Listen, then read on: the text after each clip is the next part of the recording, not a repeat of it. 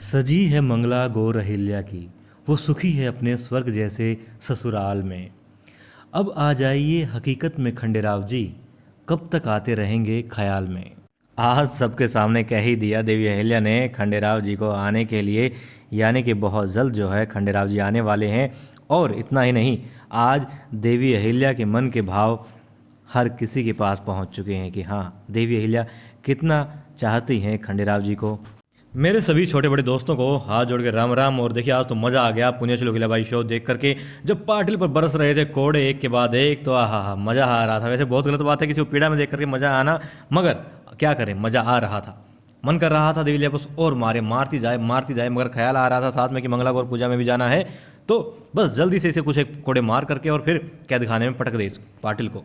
आज हमने शो में देखा कि देवी अहिल्या उसको कोड़े मारती है, पाटिल को फिर लेके जाती है घोड़े के पीछे बांध करके घसीटते हुए उसको दौड़ा कर महल के अंदर। और गुनु जी और धना सरदार जी बातें कर रहे होते हैं कि अभी तक तो किसी को नहीं पता पाटिल कहाँ पर है, और रात भर उसको छिपे रहने देते हैं मंदिर में, उसके बाद में उसको कहीं सुरक्षित जगह पर भेज देंगे। मतलब दोनों पिता पुत्र ने ही उनको वहाँ छुपाया था, और पता था और साजिश ये थी कि जैसे ही मामला थोड़ा सा दबेगा या फिर देवी अहिल्या अपने काम में जैसे ही व्यस्त हो जाएंगी, तो वो पाटिल को कहीं बाहर सुरक्षित स्थान पर पहुंचा देंगे और पाटिल किसी को नहीं मिलेगा, यानी कि वो अपने मामा और वो अपने साले को बचाने में कामयाब हो जाएंगे। ऐसे सोच रहे थे, मगर तभी उनकी नज़र पड़ती है गंगूबा तुकोजी और उनके साथ में होते हैं जेल के सिपाही। तब वो गुन्नू जी कहते हैं, अरे ये कहाँ, कारागार के सुरक्षाकर्मी यहाँ कैसे हो सकते हैं। तो पूछते हैं, जानना चाहते हैं। तभी गंगूबा कहते हैं कि वो देखिए, आप खुद देख लीजिए कारण क्या है इनके यहाँ होने का। और देवी ले आती है पीछे पीछे दौड़ाकर, कोड़े मार के बुरी हालत कर रखी होती है पाटिल की। और पाटिल को जब देखता है गुन्नू जी और धना जी को, तब बेचारा मन ही मन कह रहा होगा, बचा लो यार बचा लो, गलती हो गई। ये सब देख करके धना सरदार कहते हैं कि आप क्या कर रही हैं देवी अहिल्या, गुन्नू जी के मामा हैं, सेनापति के मामा जी हैं। तब देवी अहिल्या कहती है इन्हें कारागार में ले जाइए, और फिर कहती है उनको सरदार जी को कि इस बारे में बाद में बात करेंगे, और हो सके तो कल बात करेंगे, कल सुबह, क्योंकि अभी मेरी मंगला गौर है और मुझे मंगला गौर जागरण में जाना है। सिपाहियों कहती हैं कि इन्हें कारागार में पहुंचा दीजिए, और चली जाती है वहाँ से। फिर बात चल रही होती है, रकमा बाई आती है, देखती है उनके कक्ष में, जाती है देवी अहिल्या के, वहाँ देवी अहिल्या नहीं मिलती। मंदिर में जाती है, वहाँ नहीं मिलती। फिर जाती है और कानों में कहती है अपने मन की बात, खुश हो जाती है बिल्कुल, मंदिर से दौड़ी दौड़ी जाती है, खुश उसे मतलब खुशी उसके चेहरे पर दिखाई दे रही थी कि जैसे पता नहीं क्या पा लिया उसने, जबकि उसको क्या दिखाई नहीं दिया था, देवी अहिल्या दिखाई नहीं दी थी। मतलब कि किसी के ना होने पर भी लोग इतने खुश हो सकते हैं। देखिए कमाल के लोग हैं ना। फिर चलो वो जाती है और बताती है, इशारे से बुलाती है द्वारकाबाई साहब को, और बुलाती है कि वो तो नहीं मिली। तब द्वारकाबाई साहब को मन में आती है, वाह मज़ा आ गया, तो मन चाही मुराद मिल गई है, जो मांगा था वो मिल गया, बस और क्या चाहिए था। द्वारकाबाई इतनी खुश होती है और खुशी खुशी में कहती है, थंबा थंबा खेल रोको, रुक जाइए। तभी गौतम भाई साहब कहती है, क्या हुआ द्वारकाबाई, खेल बीच में क्यों रोक रही हैं। तो वो कहती हैं, जिसके लिए हम खेल रही हैं वो तो यहाँ पर है ही नहीं, तो हम क्यों खेलें। फिर वो कहती हैं, बुलाइए, क्या बहाना है आपका बताइए, क्योंकि मैंने पता कर लिया है देवी अहिल्या वाड़े में ही नहीं है, ना अपने कक्ष में है, ना मंदिर में है। आखिर वो कहाँ जाप कर रही है, कहाँ भेजा आपने उसके लिए। मगर देवी अहिल्या के बारे में बताने के लिए यहाँ गौतम भाई साहब के पास में कोई जवाब नहीं होता। वो निरुत्तर खड़ी रहती हैं और द्वारकाबाई साहब कुछ कुछ बोलती रहती हैं। और जब सवाल उठने लगते हैं, सभी पूछने लगते हैं कि कहाँ गई कहाँ गई, तभी देवी अहिल्या कहती है, मैं तो यहीं हूँ। और जैसे ही वो कहना चाहती हैं, अरे ये क्या हो गया, द्वारकाबाई इशारा करती हैं, देखती हैं रकमा बाई की तरफ। रकमा बाई कहती है, मुझे नहीं पता, मैंने तो देखा था वो नहीं मिली थी। तब वो कहती हैं, पहले बताओ अहिल्या, बाद में खेल खेलेंगे, कि हाँ तुम कहाँ थी, कहाँ पूजा कर रही थी, कहाँ थी तुम, बताओ तो सही। अब यहाँ पर आखिर अहिल्या भाई बोलती तो बोलती क्या। अब देवी अहिल्या कुछ नहीं कहती, वो खड़ी देखती रहती, वो कहती हो क्या रहा है, मैं कहाँ गई थी, नहीं कैसे बताऊँ। तब हरकू बाई बीच में आती है, वो कहती हैं, अब आ तो गई है, और जैसा आपके साहिब ने हमें बताया था कि वो पूजा कर रही है, जाप कर रही है, तो जाप करके आ गई है, वक्त लग गया हो, कोई बात नहीं, अब खेल का आनंद लेते हैं। और गौतम भाई साहब भी यही कहती है। हाँ, और देखिए जब आती है ना देवी अहिल्या, तब चेहरे पर कितनी खुशी आती है, कितनी चमक होती है गौतम भाई साहब के, और पास में आकर के हाथ में हाथ पकड़ करके कहती है, वाह आ गई तुम अहिल्या। बहुत सुंदर दृश्य था वो। और उसके बाद में द्वारकाबाई साहब तो जली भुनी बैठी थी, मगर वो कहती है कि बाद में खेलेंगे, पहले बताओ थी तुम कहाँ।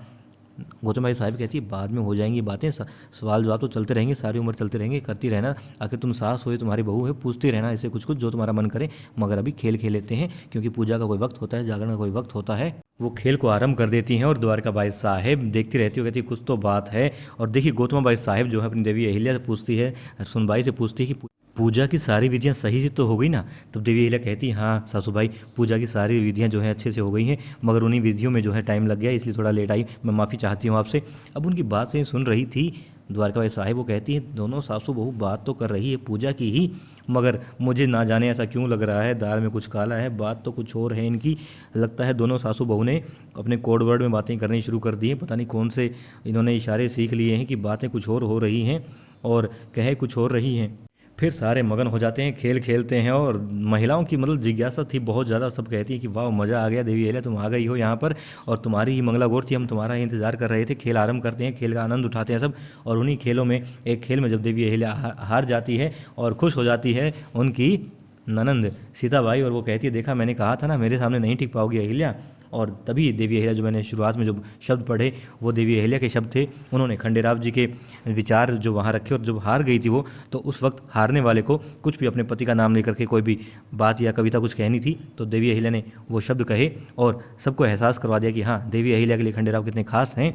और उनकी प्यारी सासूबाई जो माँ से बढ़ करके उनका यहाँ पर साथ दे रही है, हर दुख में सुख में उनके साथ खड़ी रहती है, कोई भी विपदा उनके ऊपर नहीं आने देती। और इसीलिए वो कहती है कि स्वर्ग से बढ़कर उनके पास जो है ना यहाँ पर ससुराल है। देवी अहिल्या ने ऐसा कहा, बहुत अच्छी बात कही। और वाकई में जो गोजमाबाई साहिब है वो तो इसका प्रत्यक्ष उदाहरण भी है, क्योंकि बिल्कुल ढाल बनकर उनकी खड़ी है। चाहे देवी अहिल्या उनके मन की करे या ना करे, मगर वो देवी अहिल्या के लिए हर समय ढाल बनकर खड़ी है जब से खंडेराव महल से गया है तब से।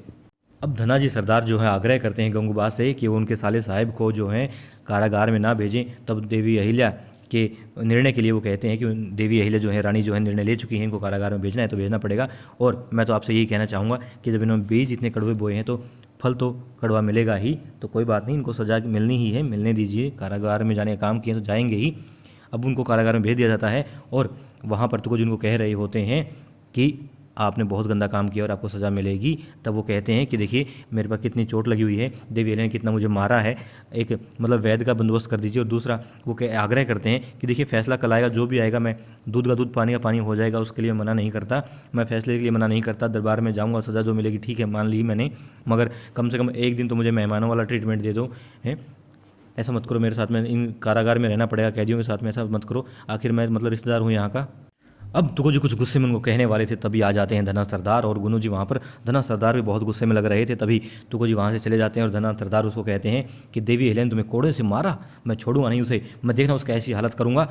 मतलब गुस्सा करते हैं बहुत तभी, लेकिन गुनू जी उनको समझाते हैं, इशारे में करते हैं कि देखो यहाँ पे सिपाही हैं और देवी अहिल्या के ये खास हैं, तो यहाँ पर चुप रहो पिताजी। वो चुप हो जाते हैं और वो कहते हैं, तब मतलब आराम आराम से बातें करते हैं और पाटिल कहता है मुझे यहाँ से बाहर निकालो। तब गुनू जी कहते हैं देखिए बेशक आप मेरे मामा हैं, लेकिन मैं तो आपसे यही कहूँगा, जब पिताजी ने आपको समझाया था कि आप जो काम कर रहे हैं वो ना करें, वो गलत काम है और मालवा में स्त्री के खिलाफ कोई भी अपराध बर्दाश्त नहीं किया जाएगा, तो आपने क्यों किया। अब मैं तो वही बात कहूँगा जो गंगूबा ने कही कि आपने बीज इतने कड़वे बोए हैं तो फल तो मीठे कहाँ से मिलेंगे, आपको कड़वा ही मिलेगा। और यदि आप मेरे मामा ना होते तो मैं खुद आपको उस सजा कड़ी से कड़ी सज़ा दिलवाने का काम करता। तब पाटिल कहते हैं कि कोई बात नहीं, गलती हो गई मुझसे, आखिर हूँ तो तुम्हारा मामा ही, और मेरा तो कुछ नहीं, मुझे तो सज़ा मिलेगी, मिल जाएगी, मगर ये देखिए तुम लोगों का क्या होगा। तुम दोनों इतने बड़े बड़े पद पर हो और लोग तुम पे हंसेंगे, इतने बड़े बड़े पद हैं, लोग कहेंगे तुम्हारे पास में, और तुम अपने साला अपने मामा को नहीं बचा पाए, लोग तुम पर हंसेंगे, तुम्हारी क्या इज्जत रह जाएगी। मुझे तो तुम्हारी औकात की चिंता है, लोग तुम्हें तुम्हारी औकात दिखाया करेंगे, तुम्हें कुछ भी नहीं समझेंगे।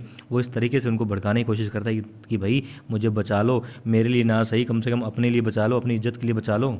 अब देखिए आज की रात तो कटेगी काल कोठरी में, पाटिल की कल क्या फैसला लेती हैं देवी अहिल्या, ये दरबार में कल ही पता चलेगा। इसीलिए कहते हैं कि अच्छे बीज उगाइए, अच्छे पौधे उगाइए, क्योंकि अच्छे पौधों पर अच्छे फल आएंगे। और बारिश का मौसम है, लगाओ यार पौधे।